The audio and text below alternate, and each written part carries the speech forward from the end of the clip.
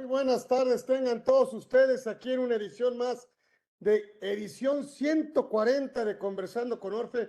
Y a propósito, por el 140, invitamos a un gran fiscalista, un experto en el tema de precios de transferencia, tanto que bueno, pues estuvo comandando toda el área de precios del SAT y por supuesto con más de 15 años en el área. Y qué mejor que Carlos Pérez Gómez que nos platique, de veras se los digo, de este tema tan importante. No necesita grandes credenciales, grandes presentaciones, simplemente su expertise, la parte profesional, el desarrollo profesional, su pasión por el tema, por supuesto, pues y además la gran amistad con la que contamos. Yo me siento muy honrado, muy privilegiado de que además de que somos amigos, bueno, pues qué mejor aprender el tema y actualizarnos del tema en precios de transferencia que con mi querido tocayo Carlos Pérez Gómez, que sin duda, bueno, y que forma parte, por supuesto, de esta comunidad que me encanta, que siempre muy amablemente, muy gentilmente acepte nuestra invitación. Y bueno, pues sin más preámbulo, la verdad es que no es que pierda el tiempo leyendo sus valores curriculares, no necesita ninguna presentación. Mi querido tocayo Carlos Pérez Gómez, el maestro Pérez Gómez, está aquí en este tema que no solo domina, sino que además pues nos hace pensar, nos hace estudiar, nos hace prepararnos.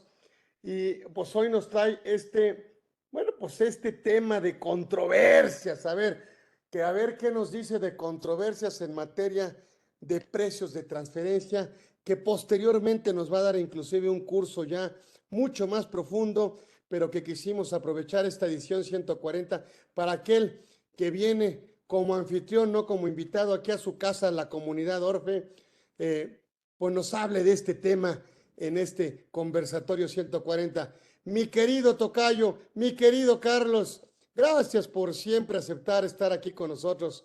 Platícanos de esto que nos tienes preparado. A ver, platícanos de estas controversias en materia de precio de transferencia. Mi Carlos querido, bienvenido aquí a tu casa, la comunidad Orfe, aquí en Conversando. Gracias, tocayo, mi Carlos querido.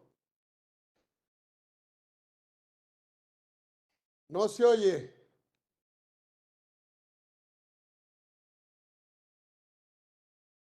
Listo. Ahora sí, Ahora sí. perdón.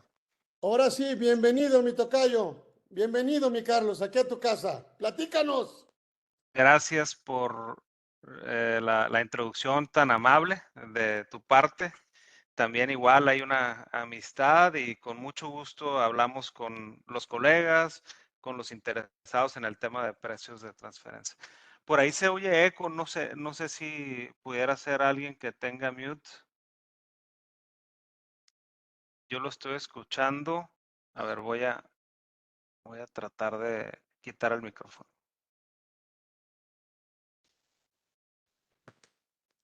A ver ahí. Hola. Oigo el eco, Carlos. No sé si eso lo pudiéramos arreglar antes de empezar. Sí, hay un eco ahí, a lo mejor tienes doble micrófono.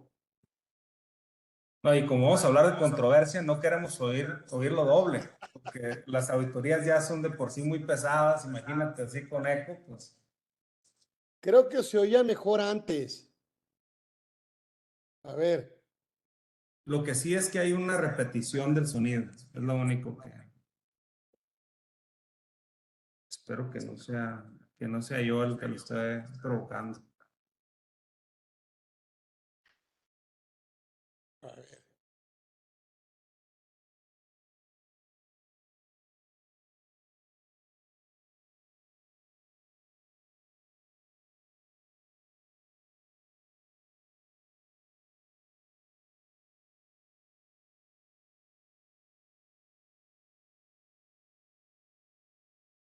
¿Me pueden oír? Sí, adelante, tocayo. Ok.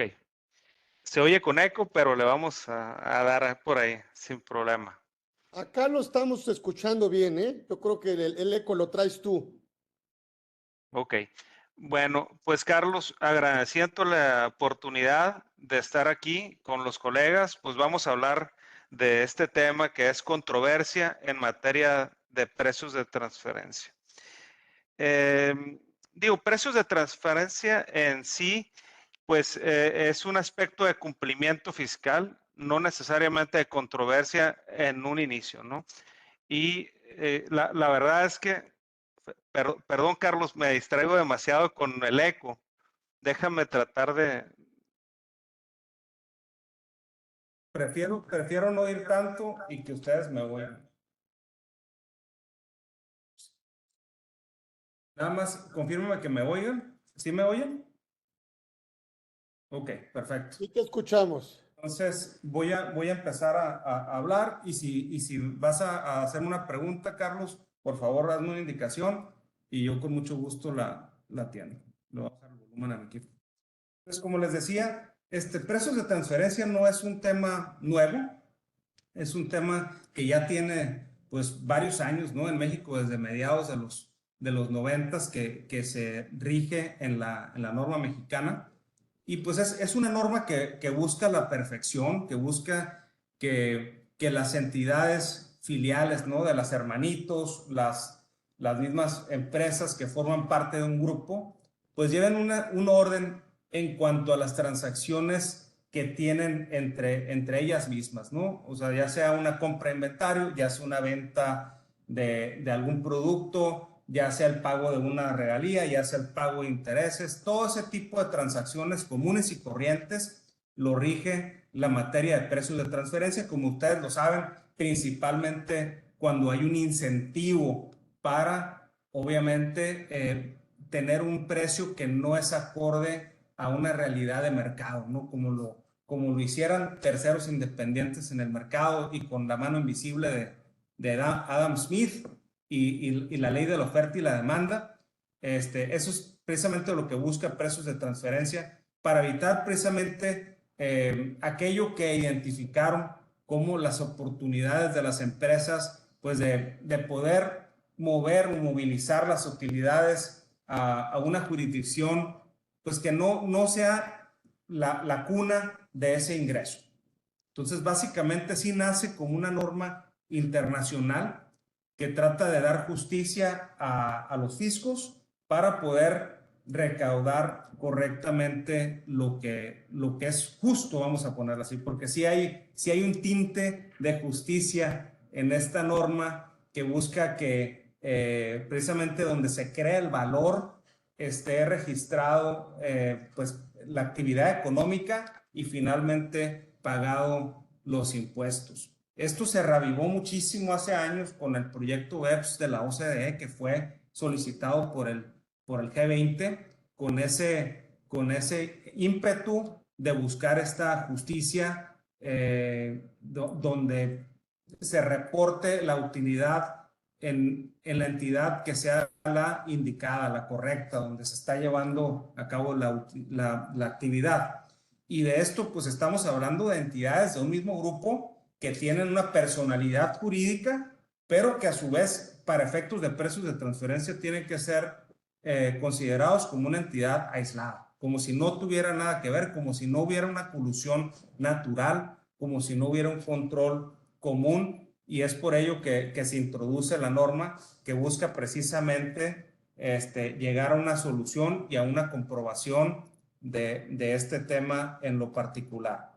Entonces, como es una norma que busca que estos tipos de transacciones estén a valores de mercado de origen, porque así lo dice la norma, no necesariamente tendría que haber una auditoría. O sea, la controversia en sí no nace con precios de transferencia, sino que nace de la necesidad del fisco por ir a hacer valer la norma. Y esto tiene que ver mucho con la cultura contributiva de los diferentes países, ¿no? Por ahí, podemos hablar muchísimo de la parte de cultura contributiva, pero depende el país que lleva a cabo esta implementación de la norma, el tipo de fiscalizaciones, el tipo de programas de control que tiene que llevar a cabo. Y es por ello, de alguna u otra forma, que la fiscalización y la auditoría en materia de precios de transferencia en países donde las mismas administraciones tributarias han detectado una erosión de la base, pues es mucho más agresivo. Y México no es la excepción. Yo creo que es un líder, y sobre todo un líder latinoamericano, donde a través de fiscalización, a través de mano dura, a través de solicitar muchísima información, lo cual puede incluir también la factura digital, muchísima información que ustedes van a ver aquí en este país o en este tipo de países que normalmente no vas a ver en un país desarrollado, porque precisamente la cultura contributiva puede ser diferente, la confianza de las autoridades hacia sus gobernados, hacia los causantes, es diferente, lo cual hace que cambie la dinámica, ¿no? Esto es el origen de la fiscalización, de la controversia en materia de precios de transferencia. Y México, pues por razones geográficas, por razones de contexto, ha sido un jugador clave en materia de precios de transferencia desde siempre, ¿no? Desde mediados de los 90s, con la incursión de México en el Tratado de Libre Comercio, con la firma del convenio para evitar la doble tributación con los Estados Unidos, y con el ingreso de México a la OCDE. O sea, todo esto en conjunto ha hecho que México desde mediados de los 90 haya abierto los ojos al tema de precios, no solo para tratar de promover la inversión extranjera, porque aunque ustedes no lo crean, precios de transferencia, también uno de sus principales objetivos es promover la inversión extranjera, poniendo bases claras, parejas, para la inversión, ¿no? Y evitar finalmente, como lo dicen los tratados tributarios, la doble tributación. O sea, que haya una suma cero en este juego de las transacciones entre compañías. Lo que acumula una empresa lo va a deducir la otra, y así, así es el juego de suma cero, lo cual, si tienes una transacción que no se lleva a cabo como lo rige el mercado y lleva utilidad a otra jurisdicción que da la causalidad que tiene una tasa impositiva mucho más inferior, pues es donde se identifican los casos de erosión a la base tributaria. Así las cosas, el enfoque de las autoridades hacia la fiscalización o las controversias en materia de precios de transferencia está muy enfocado al tema internacional, a las transacciones transfronterizas.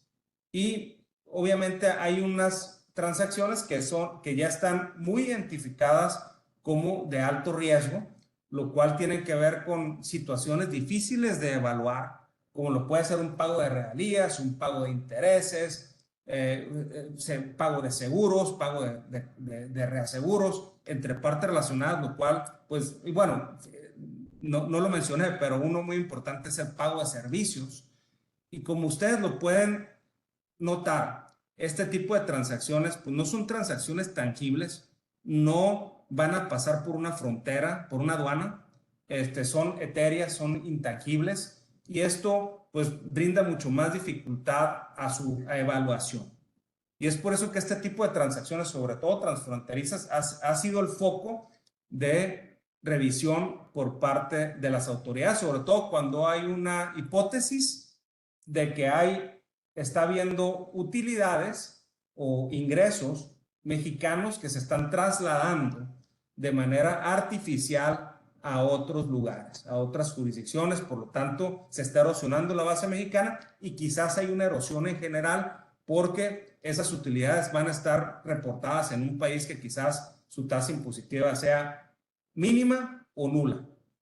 A eso se le llama doble no tributación, que es totalmente lo opuesto a la doble tributación, que es también otro de las características del proyecto BEPS de hace unos años, donde se señalaba que si bien se había logrado mucho avance en evitar la doble tributación a través de los tratados, no se había resuelto del todo la doble no tributación, que es precisamente esto de acomodar las fichas para el no pago de impuestos siempre y cuando estén violando la norma que rige los precios de transferencia, que es alinear la creación de valor con el reporte de utilidades en la contabilidad y el pago de impuestos.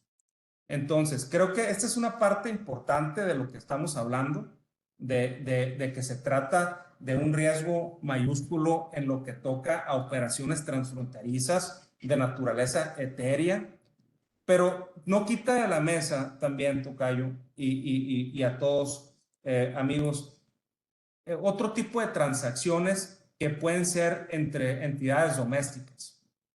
También precios de transferencia obligan a los causantes a pactar las operaciones entre dos entidades jurídicas que están ubicadas en territorio nacional. Entonces, para aquellas empresas que tengan cobro o pago de arrendamiento, algún financiamiento que es muy común, pues la materia de precios de transferencia también te pide que esos tipos de transacciones que están dentro de un mismo grupo estén evaluadas para ver si se pactaron conforme a las reglas del mercado. Si bien no hay tanto riesgo, porque de alguna manera u otra se puede demostrar que no hay una erosión a la base tributaria, porque como decíamos anteriormente, el juego de precios de transferencia es de suma cero. Lo que sacas de un bolsillo lo vas a meter en el otro bolsillo, y si estás en el mismo régimen mexicano, pues es muy probable que lo que no acumules de un lado lo vayas a acumular del otro lado. Entonces, normalmente no hay tanto riesgo en esas transacciones, salvo algunas cuestiones que se han identificado a lo largo de los años, lo cual es, por ejemplo, el tema de pérdidas que se van a caducar, de las pérdidas amortizables, o incluso desde que tuvimos la tasa impositiva diferenciada en la zona fronteriza, pues también eso crea un riesgo adicional en materia de precios de transferencia. Pero si nos vamos al tema como más visible, vamos a ponerlo así, el mismo SAT, y esto fue hace un par de años, publicó lo que es el Plan Maestro.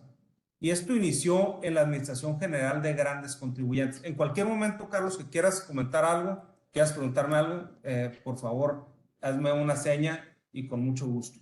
El Plan Maestro, como les comentaba, que nació hace un par de años, que fue inaudito, o sea, no se había hecho ese ejercicio donde la autoridad misma revelara cuál era su visión acerca de su programa, sobre todo su programa de control y su programa de auditoría, un poquito para explicarles a los causantes, a los contribuyentes, pues de qué manera podrían tener mayor o menor riesgo. Es donde supimos ciertamente el enfoque de algunas figuras en lo particular. Digo, una parte de este documento sí se enfoca mucho al éxito que han tenido esta administración en la recaudación, que sí es cierto, y me refiero a la recaudación secundaria, que es la resultante de las auditorías que lleva a cabo. Y que tiene que ver mucho con la gestión que ha hecho esta administración, pero también con las reformas que esta misma administración ha podido llevar a cabo para fortalecer el músculo de una administración tributaria que de por sí ya era bastante temida, vamos a ponerlo así, o respetada. Yo pienso que es una administración que es bastante respetada y temida, ¿no? Aquí en México. Y eso genera que hay una percepción de riesgo alta, en una sensación de riesgo de los causantes, y nadie quiere que le vaya a tocar la puerta el SAT, ¿no? Y se ponen muy nerviosos.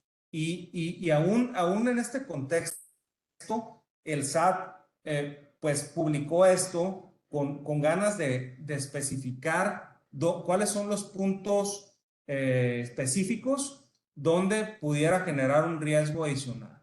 Y en ese sentido, el planteamiento de la autoridad, que en ese momento fue desde la visión de grandes contribuyentes, pues fue precisamente lo que hemos comentado, ¿no? Por una parte, el enfoque a operaciones transfronterizas, el enfoque a operaciones etéreas, este tipo de operaciones, pero también menciona otras cuestiones. Menciona, por ejemplo, el tema de reestructuras de negocios.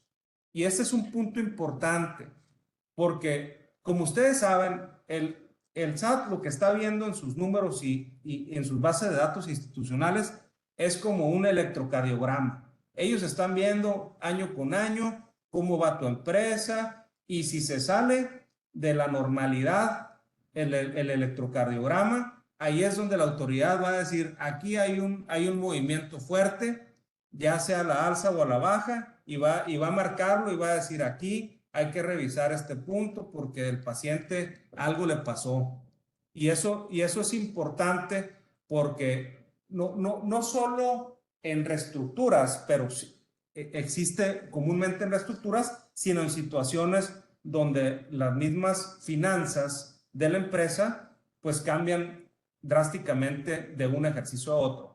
Pero hablando de reestructuras corporativas, es común que cuando se reorganice el negocio, pues la misma situación financiera cambia de un momento a otro, dando pie a este tipo de brincos en el electrocardiograma que son un foco rojo para las autoridades, sobre todo si es una caída recaudatoria, ¿no? Por supuesto, que por la misma autoridad lo ha aclarado, que es uno de sus focos de atención, que es claro que le interesa saber por qué ya no se está pagando como se pagaba antes. Hay otro aspecto muy interesante de este plan maestro que nació en grandes contribuyentes, que es la tasa efectiva de impuestos.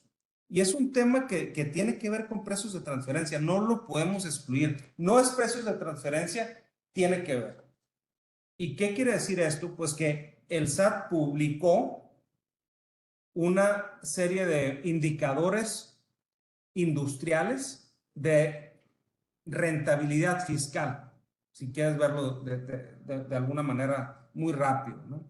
¿Qué quiere decir esto? ¿O cómo se interpreta la fórmula? Es una fórmula que mide el pago de impuestos sobre los ingresos acumulables de la entidad. Yo creo que es un índice que ya la misma autoridad lo venía usando internamente como parte de su modelo de riesgo y decidió pues exteriorizar ese indicador para efectos de hacer ver dónde está el umbral que ellos quieren ver de pago de impuestos dependiendo de la industria en la cual te coloques. Entonces, esa es otra manera que el SAT identifica casos para revisión. Si bien ahorita hablamos de la caída recaudatoria, la misma autoridad tributaria también está pendiente de si tu margen de rentabilidad está por debajo de los umbrales estándar o normales de tu sector industrial. Digo, ni se diga cuando las empresas tienen pérdidas fiscales. Yo creo que eso, sin lugar a dudas, es un foco rojo para las autoridades, pero también podría ser que se encuentran por debajo de un rango, una tendencia de la industria. Y como les decía, esto no es precios de transferencia. Precios de transferencia no es la rentabilidad de las empresas solamente. De hecho, se debe entender como un tema más transaccional, donde cada transacción se debe de medir aisladamente, tener su propio mérito, sin caer en estas generalizaciones. Pero bueno, creo que el SAT aquí lo que hace es dar este indicador, dar una mayor precisión a dónde se encuentra el riesgo y dónde podría no encontrarse el riesgo para que los mismos contribuyentes le vayan midiendo si están en presencia de un posible riesgo. De hecho, las mismas autoridades, a través de este informe, invitan a aquellos contribuyentes que se encuentren por debajo de la tasa efectiva del sector al que pertenecen, pues buscar y analizar más profundamente si es que cuentan con algún punto de riesgo. Y cuando hablamos de punto de riesgo, pues significa algunas figuras que el mismo SAT ha identificado como como situaciones erosivas o esquemas erosivos que tienen que ver con lo que hablábamos anteriormente. Los pagos al extranjero, las reestructuraciones, operaciones de financiamiento, e incluso se mete a temas mucho más del ámbito fiscal general, como lo que son los EFOS y EDOS, el tema de IVA, y todo lo pone en una licuadora como para decir, si tienes algún aspecto de riesgo y tu tasa efectiva de impuesto con la fórmula que plantea el mismo SAT, estás por debajo de lo que marca tu industria, pues es un riesgo identificado. Te invito a que lo revises, te invito a que si identificas y puedes corregir el riesgo, pases a presentar tu declaración complementaria y lo que eso conllevaría. Entonces, creo que estamos en presencia de ese tipo de fenómenos y obviamente un incremento en la actividad de revisiones por parte de la autoridad, Carlos. Ahí es importante ya hacer una separación y hablar de lo que sí son las revisiones y la controversia en materia de precios de transferencia, que ciertamente se ha ampliado, se ha magnificado, porque por las mismas metas internas o lo que fuera, hay una mayor actividad de revisiones que involucran la parte de precios de transferencia, sí enfocado en los grandes contribuyentes, pero no está limitado a los grandes contribuyentes. Como les decía, es un ejercicio donde tienes que medir los riesgos y de esa manera podrías conocer la probabilidad que pudiera haber de que tuvieras una revisión. En cuanto a los aspectos ya más específicos de la revisión en materia de precios de transferencia, como les comentaba,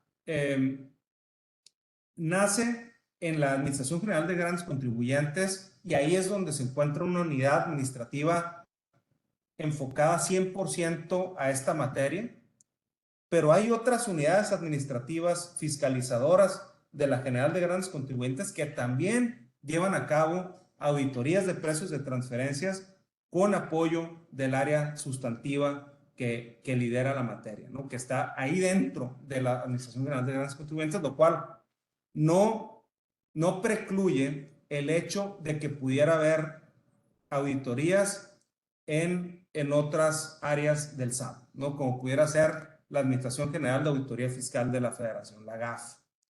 Y eso ha sucedido. Entonces, todo esto es obviamente con el apoyo técnico del área correspondiente. ¿Qué pasa cuando se inicia una revisión de precios de transferencia, lo cual en el 99% de los casos va a ser una revisión de gabinete?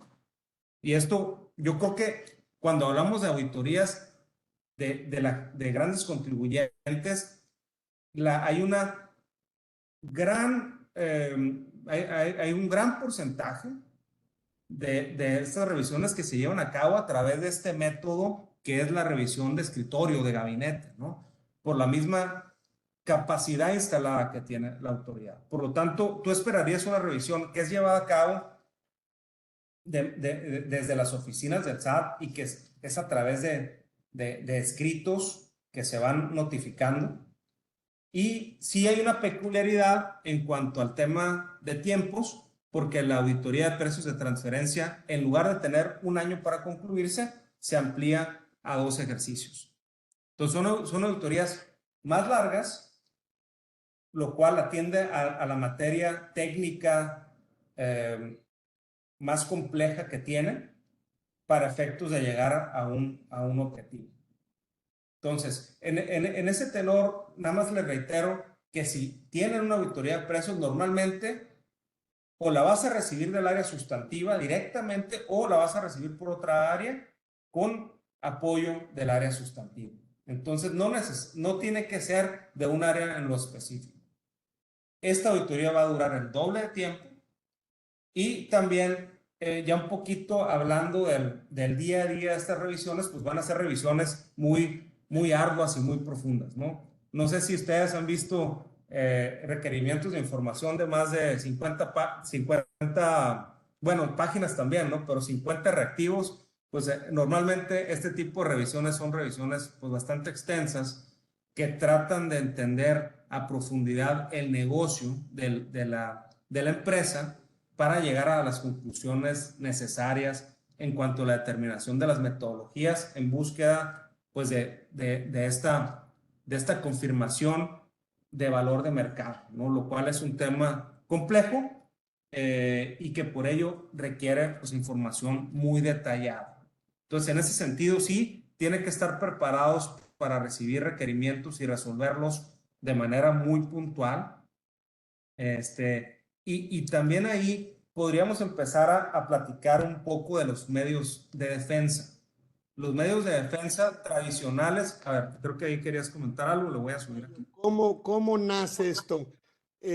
A partir de que te piden ya la declaración informativa, por ejemplo, debimos haberla presentado el 15 de mayo, ya aclarando que incluye operaciones nacionales, y si no estamos en algún supuesto de un umbral donde no tendría yo que cumplir, pero te piden la documentación comprobatoria que hemos llamado estudio de precios.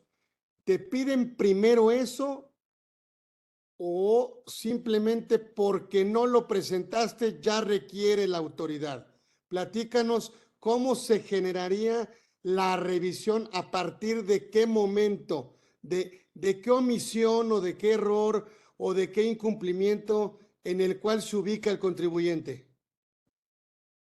Correcto, correcto, Carlos. Yo creo que nadie quiere estar en el foco de atención de la autoridad y por eso es que es natural que querramos cumplir a tiempo, no tener una declaración incumplida.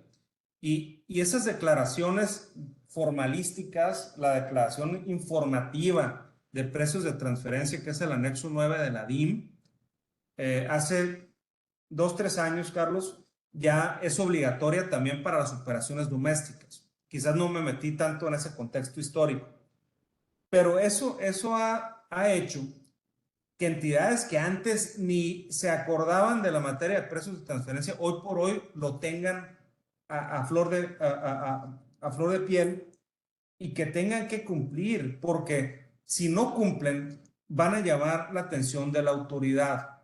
Yo no estoy seguro, o sea, yo no veo en sí un énfasis de las autoridades de manera sustantiva en ir por el tema formal para abrir una auditoría, pero sí desde una perspectiva de una revisión de que haya cumplimiento en las declaraciones. ¿Qué quiero decir con esto? Que si no presentaste tu declaración a tiempo, pues será probable que recibas o una carta de invitación o un correo electrónico y sería algo totalmente innecesario. O sea, no sería recomendable que estés en el foco de atención de las autoridades, aunque no tengas ningún tema complejo que dilucidar. No sé si me explico, o sea, porque podrías no tener riesgo sustantivo, pero sí tener un riesgo formal por no haber presentado la declaración.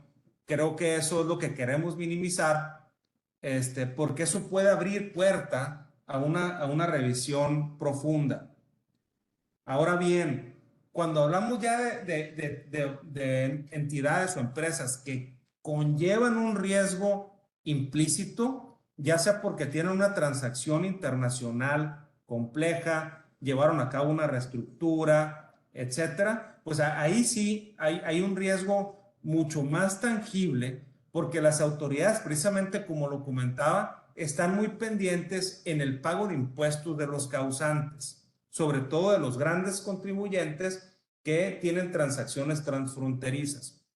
Entonces aquí creo que hay que dilucidarlo, hay que diferenciarlo muy bien y precisamente pues no caer por una pequeña falla en una bolsa de riesgo que no vale la pena, ¿no? Porque hay empresas que lo tienen y que pues tendrán que tener muy bien su documentación soporte para poder explicar, por ejemplo, que no fue un buen año para la empresa, ¿no? ¿Qué tal si la empresa por alguna razón, desafortunadamente, no le fue bien y tuvo utilidades mucho menores o incluso pérdida.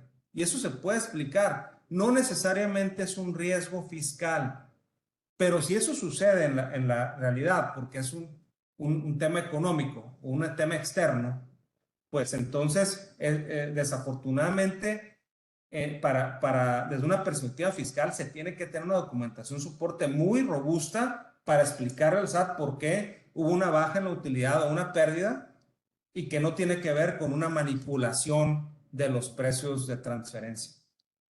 Fíjate qué interesante, porque yo sí creo, yo sí he sentido, apenas acabamos como de presionarnos un poco con este tema de operaciones nacionales, no solo operaciones en el extranjero, con esta informativa. Pero sí sigo escuchando al empresario, vamos a suponer, pequeño, mediano, no grande, ¿no? Que dice, bueno, pues hago operaciones con mis empresas, intercompañías, yo las controlo, y una trae pérdida, pues y otra trae utilidad, pues ya lo vi, déjenme solo, ¿no? Que se facture entre ellas, le ponen el precio que se requiera para bajar obviamente la base de pago de impuestos. Y estas operaciones que son muy comunes en una empresa familiar o una empresa mediana, ¿sí? Platícanos, pues que hay un riesgo no solo de sanción, no solo de facultades de comprobación, sí podría haber un riesgo de un ajuste de precios, pero sí podría haber un riesgo de la no deducción, tocayo. Bueno, son varias preguntas aquí a la vez, tocayo. Mira, la primera sugerencia es que se cumplan con las formalidades de la autoridad, declaraciones informativas. Yo creo que esa es la primera sugerencia. Esto no quiere decir que el análisis sustantivo en la materia de precios, que es lo que le llamamos un estudio de precios de transferencia, un reporte de precios de transferencia que conlleva metodologías, tenga que ser científico o que tenga que ser hecho por ingenieros de la NASA. El punto es que haya un cumplimiento razonable. Si te pones a pensar, todas las empresas cuando llevan a cabo transacciones tienen nociones de por qué la llevan a cabo y a qué precio pudiera estar. O sea, si tú tienes una entrevista con las empresas que normalmente tienen transacciones domésticas, tú las acabas de describir, financiamientos, arrendamientos, compraventa, ellos saben su negocio. Si eso se puede documentar correctamente y presentar declaraciones, van a estar disminuyendo mucho su riesgo.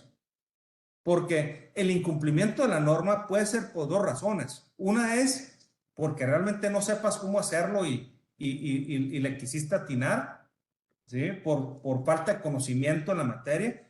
Pero otra puede ser porque precisamente hay un objetivo, hay una razón de cambiar ese o de modificar ese precio, que es donde las autoridades tienen su atención, su foco de atención. Pero va a ser muy desafortunado que una empresa que quiera cumplir, pero que no sepa cómo, determine un precio de transferencia que le causa un riesgo, cuando ni siquiera tenía por objetivo modificar o manipular o mover los precios de transferencia. Entonces, ahora, tú me preguntas, ¿va a haber un rechazo de deducción? Pues, desafortunadamente, hay tribunales que han señalado que ante el incumplimiento de los precios de transferencia, se refiere al famoso análisis, al reporte, al estudio, se puede llegar a ese extremo de la no deducibilidad. Entonces, ¿qué es un riesgo? Sí lo es. Las sugerencias, no hay que ponernos en ese, no hay que bailar ese son. No sé si decirlo de esta manera, porque si no tienes el riesgo es mejor cumplir bien y no llegar a ese extremo, ¿no? Donde hemos visto más situaciones domésticas, Carlos, por ejemplo, devoluciones de IVA, devoluciones de impuestos a nivel doméstico, donde se requiere el tema, se requiere los reportes de precios de transferencia, el cumplimiento de las declaraciones y en ausencia de ello, pues no procede el trámite. Entonces ahí, por ejemplo, tienes un aspecto que en lo doméstico pega bastante y que, como te digo, esto está evolucionando día con día. O sea, la tecnología va a cambiar esto a pasos agigantados. Como decía en un principio, México ha sido un país pionero en tecnología informática de impuestos, con la factura digital y todo eso.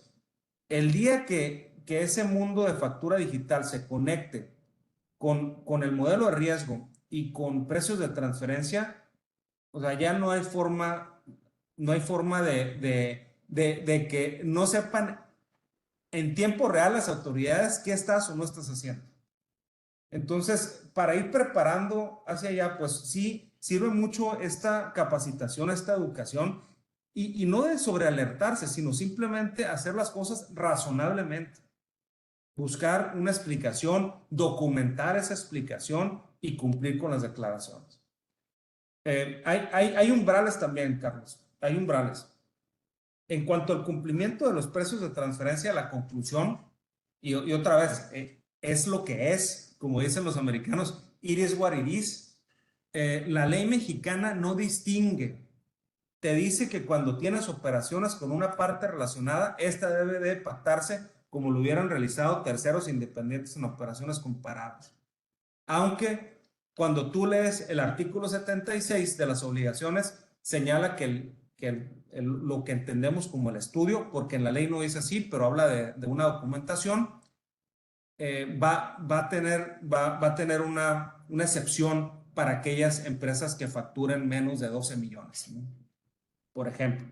Pero aún así, como te había señalado previamente, no hay una excepción real porque las empresas están obligadas a pactar sus operaciones conforme a las leyes del mercado. Y obviamente que tengan un reflejo en sus resultados fiscales. La diferencia va a ser que, por ejemplo, lo que le llamamos el estudio de precios de transferencia, que es la explicación en la aplicación de las metodologías, según la norma, tú lo debes de obtener y conservar en tu contabilidad. O sea que siempre lo debieras de tener a partir de 12 millones de ingresos y lo tendrías que tener guardado en tu contabilidad. Para efectos de aquellas empresas que tengan ingresos más allá y deja ver si no me equivoco, el 32H, porque era el umbral que se tomó para efectos del nuevo estándar de documentación que se acordó como resultado del plan BEPS. Las empresas que creo que deben dar en 800, 900 millones de pesos anuales de ingresos acumulables, las empresas no solo están obligadas a obtener y conservar el estudio, sino a presentarlo, a darlo de alta en la plataforma del SAT. ¿Qué significa esto en términos de auditorías? Pues que el SAT ya ni siquiera tiene la necesidad de requerirte el estudio de precios, ya lo tiene. Y con el estudio en mano, con la declaración informativa en mano, pues digo, no hay que pensarle mucho. Te podría hacer la auditoría sin requerir información, pues. ¿Sí? Y regresar contigo ya con un resultado de buenas a primeras y decir, a ver, Carlos, aquí está tu determinación, porque yo tengo toda la información ya a mi disposición en las bases de datos institucionales y ni siquiera hubo necesidad de solicitártelo. Entonces, esto cambia la dinámica, cambia la manera de pensar de los contribuyentes, de las autoridades para efectos de esta materia y conlleva, pues claramente, a un mayor riesgo que se debe tomar con mucha seriedad. Pues sí, porque Espérame, dame un segundo. Sí, te escucho. entonces la pequeña empresa pues realmente se tiene que preocupar. Hablaste de 12, son 13. Esto viene en la regla 3919. 13 millones en actividad empresarial y 3 en prestación de servicios, de ingresos, que están medio condonados, medio decir, no me hagas estudio. Entonces, si yo tengo una empresa que no de 40, pues ¿qué hago? ¿3 o qué hago?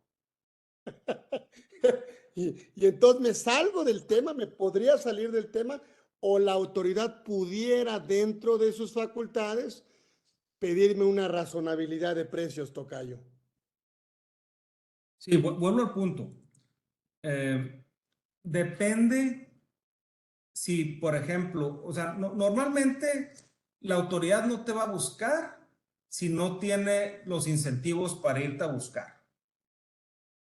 Entonces, ¿cuáles son esos incentivos? Uno, que no estés presentando tus declaraciones correctamente, pero va a ser una perspectiva muy formal, no caigas ahí. Dos, tienes una devolución de impuestos, eres una empresa pequeña, pero tienes devolución de impuestos y caes en el cumplimiento y te van a requerir.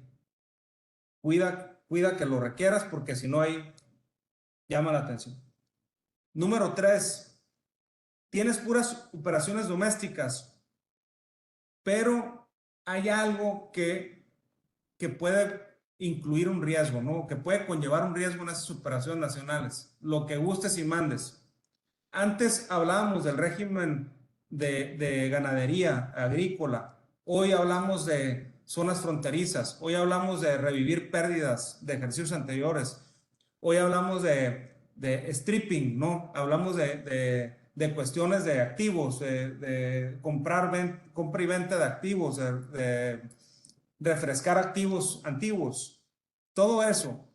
Reestructuras también. Yo creo que a nivel nacional también, tocayo, falta la parte de reestructuras corporativas también es importante.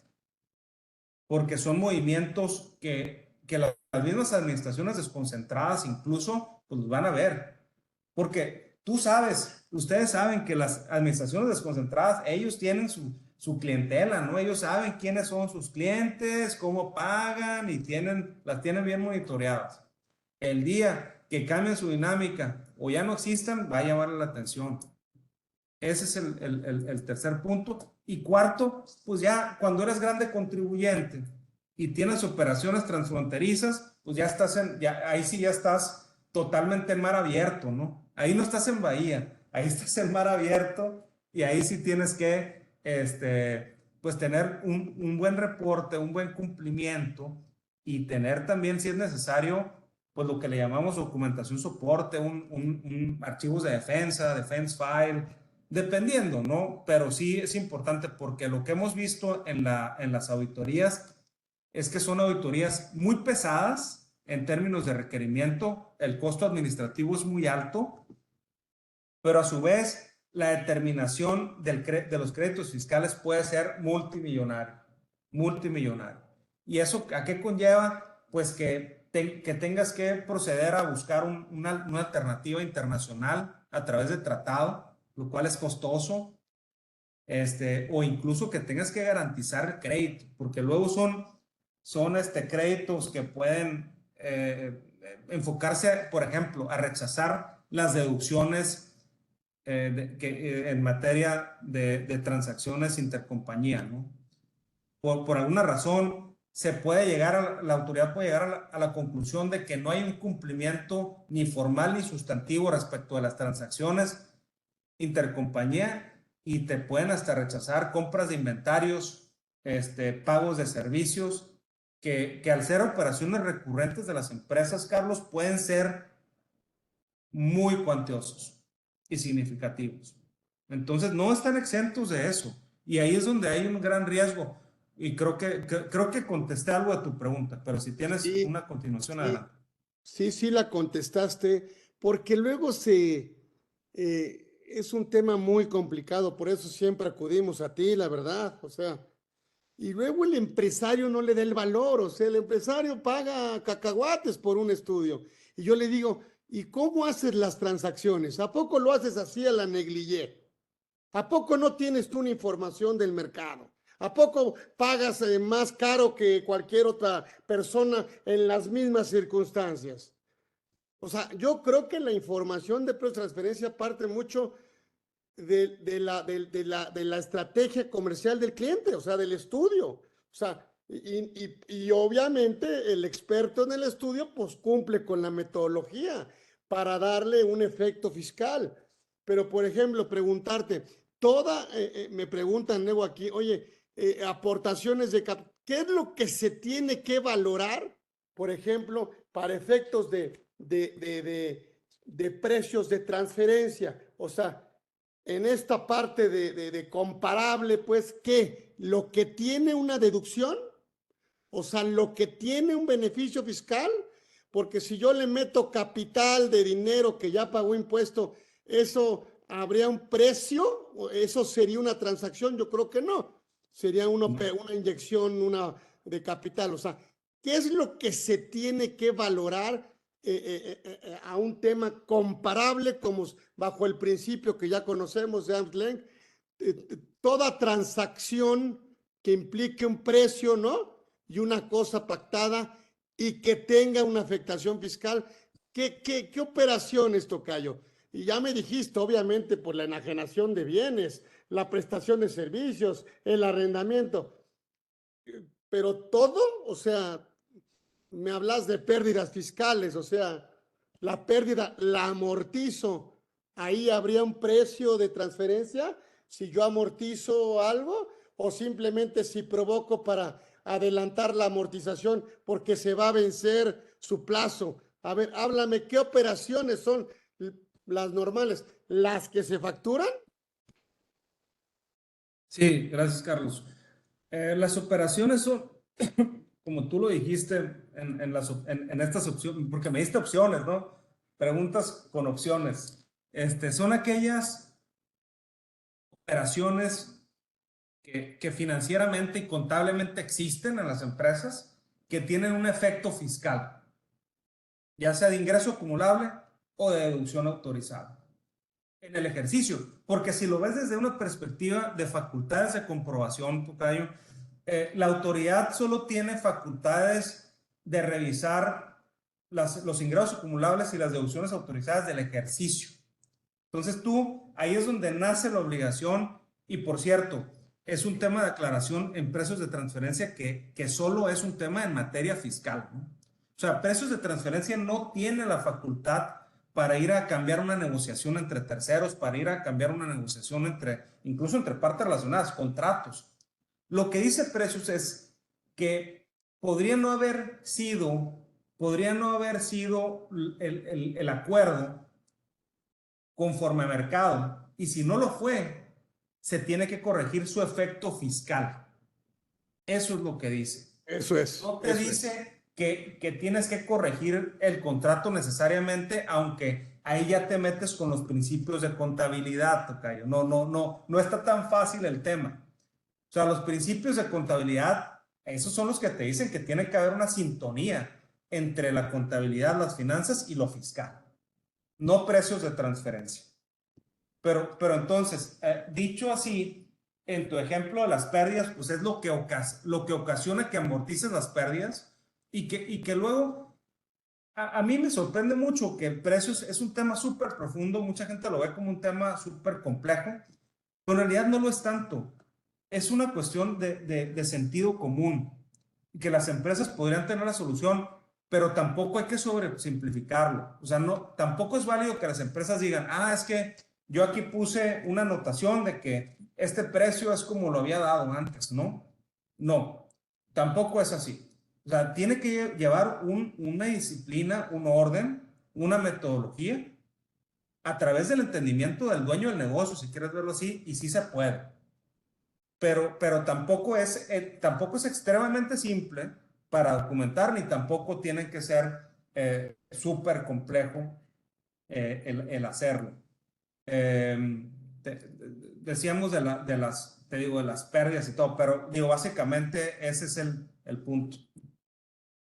Interesante, se nos está acabando el tiempo, pero dame algunas conclusiones, mi tocayo. Yo quisiera a lo mejor, cuando hablo de precios, yo sin ser el experto, digo, a ver, vamos a separar la transacción que tú hiciste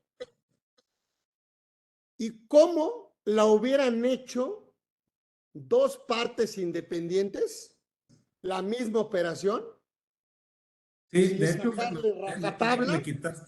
me quitaste la palabra, o sea, ¿No? es la idea que seguía, ¿no? Que no Vamos es a tan complejo desmembrar en la el transacción sentido. y nadie la haría en un mundo de plena competencia, nadie lo haría, ¿sí? Sin que hubiera obtenido el beneficio fiscal que tú obtuviste. Ahí voy, porque de hecho vi un comentario por ahí que decían un mutuo sin interés, ¿no? Y justo Sí, esas sí, preguntas sí. son bien interesantes, porque precios de transferencia se basan sobre un mundo donde las entidades buscan el lucro, ¿no? Ni modo, estamos en el mundo capitalista, ¿no? Donde las empresas están buscando ganar dinero, ¿sí? No son de beneficencia. Ese es un primer punto. Y también hay un término en las guías de precios de transferencia, porque hay una Biblia donde se explican las metodologías y que ha redactado la OCDE en apoyo a los países y todo. Bueno, ahí adentro dice algo así como que el comportamiento de negocios prudente. O sea, habla algo así como que debe haber prudencia en llevar a cabo tus actividades de negocios y que obviamente al buscar el lucro, pues nadie va a hacer algo que le vaya a deteriorar su propio negocio.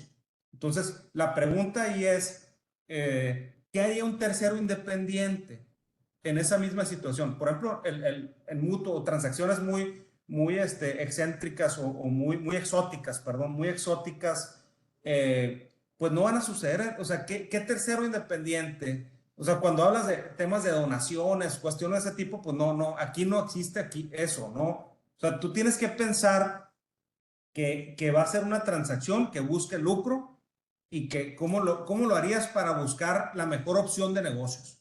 Y de hecho, esa es una temática muy común en precio de transferencia, que tengas las opciones realísticamente disponibles. ¿Qué opciones tenía la empresa para hacer algo mejor y que le generara más rentabilidad? Y por qué no lo hizo. Y ahí es donde luego la controversia se vuelve muy intensa, porque las mismas autoridades luego critican las decisiones de las empresas en cuestión de que pudo haber tenido otra decisión que le generara mayor rentabilidad, lo cual no hay que llevarlo al extremo, hay que llevarlo a una situación explicativa, con sentido común, y pues las empresas también se equivocan, pero de todo eso es parte de lo que tienes que preparar cuando pues vas a recibir una revisión. Yo creo que la conclusión, Tocayo, ya nos salimos un poquito al minuto, es pues cuidar dónde están tus riesgos, no exponerse, ¿no? Cumplir aquellas pequeñas empresas que tengan la obligación, pues tratar de cumplir lo mejor posible. Claro que puede ser con el consejo del dueño del negocio, con los directivos, pero siempre con la guía de alguien que sepa para que esto tenga un orden adecuado y que se cumpla la metodología. Pues sí, mira, yo lo que le digo al cliente es, mira, si esta operación, si tú me consigues a una empresa, a un contribuyente, que tú no seas la dueña, que tú no decidas por ella y que tú no la controles y hacen la misma operación como tú la estás haciendo, no tendría riesgo.